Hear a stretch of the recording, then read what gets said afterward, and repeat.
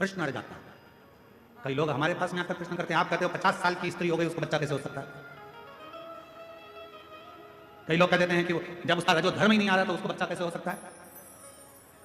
आप कहते हो 40 साल शादी को अगर उसको बच्चा हो गया, ये कैसे हो सकता है? कई लोगों के दिमाग में ये प्रश्न पड़ा रहता है। तो मैं उनसे निवेदन करूंगा, एक बार स्कंद पुराण और एक बार शिव महापुराण को गीता प्रेस गोरखपुर की लेकर आना, पूरा पढ़ना। उस शिव पुराण में एक चरित्र ऐसा भी आता है, शारदा देवी का चरित्र आता है, जो शारदा जिसका विवाह हुआ और विवाह की रात्रि को ही, विवाह का रात्रि का समय पर संध्या पड़ रही थी, पति पत्नी को कक्ष में छोड़कर बाहर पानी लेने गया था, उसके पति को सर्प डस गया था। शारदा का चरित्र। और पति मर गया विवाह की प्रथम रात्रि पर। पत्नी, सारा परिवार रोते रोते, भाई बंधुओं ने निकाल दिया, ये विधवा हो गई, विधवा हो गई, विधवा हो गई, और उसको अपने बाप के घर, पिता के घर भेज दिया था उस शारदा को। ये शिवपुराण का चरित्र, स्कंद पुराण का चरित्र हम आज प्रदोष के दिन इसलिए वर्णन कर रहे हैं, आपकी जिंदगी में उतरेगा कि लोग प्रश्न खड़ा करके उसका उत्तर दे सकें। शारदा अपने मायके चली गई, बाप के घर रहने लगी। 3 भाई थे, भाभी थी। आज भैया भाभी कहीं चले गए थे। एक नेत्र से विहीन एक मुनि अपने शिष्य के साथ उस शारदा के घर आ गए। शारदा ने सेवा करी, मुनि ने आशीर्वाद दे दिया, एक विद्वान पुत्र तुम्हारे गर्भ से जन्म ले, तुम्हारे पति के माध्यम से, तुम्हारे पति के द्वारा एक विद्वान पुत्र जन्म ले। शारदा ने मुनि का हाथ पकड़ा, बाबा क्या कर रहे हो? मेरा पति मरे हुए सालों हो गए और मैं विधवा, मेरा पति चले गया, तुम कह रहे हो मेरे पति के द्वारा मुझे बच्चा होगा, कैसे होगा? मुनि शारदा के सामने कहते हैं, अब तो मेरा वचन झूठा नहीं जा सकता, क्योंकि मैं शंकर का भक्त हूं। शिव का भजन करने वाला यदि अपनी वाणी से एक बार कह देता है तो उसको तो शंकर को भी पूरा करना पड़ता है, वो उसको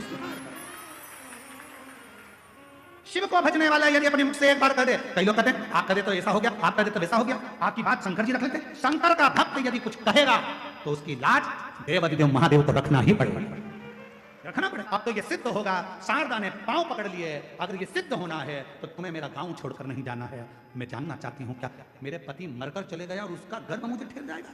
हो नहीं सकता, कभी नहीं हो सकता। वाह! एक दिन मुनि बैठे थे, नेत्र नहीं थे, शिव की आराधना कर रहे थे। शंकर की भक्ति करते करते मुनि ने कह दिया, शारदा आज रात्रि को तुझे तेरे पति का स्वप्न आएगा, तेरा पति स्वप्न में तेरे कक्ष में आएगा। शारदा, स्वप्न में ही तेरा पति तेरे कक्ष में आएगा और तुम दोनों साथ रहोगे और तेरा आज ही रात को गर्भ उस स्वप्न में ही ठहर जाएगा।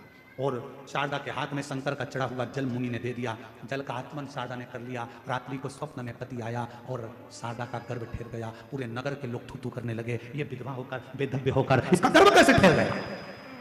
ये बेधव्य होकर, विधवा होकर शारदा तेरा गर्भ कैसे ठहर गया? सारे गांव के लोगों ने इल्जाम लगाकर शारदा को बाहर निकालना चाहा।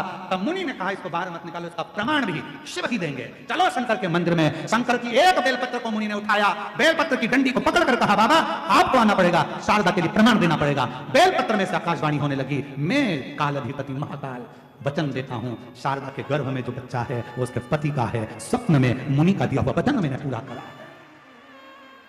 एक शिव भक्त का वचन निभाने के लिए मेरा देवाधिदेव महादेव प्रकट होकर वर देकर जाता है।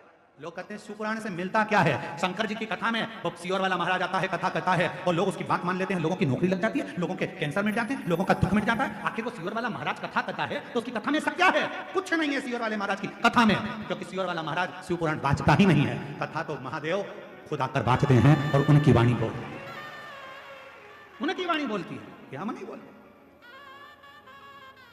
क्यों? ये स्कंद पुराण का शारदा का चरित्र कभी पढ़िएगा जरूर, और अगर कल मौका लगेगा तो अपने स्कंद पुराण यहाँ लेकर आएंगे और उस माँ शारदा का, उस शारदा के चरित्र को लाइन से हम उसको आपको दिखाएंगे और आप उसको पूरी आस्था चैनल उसको पढ़ेंगे।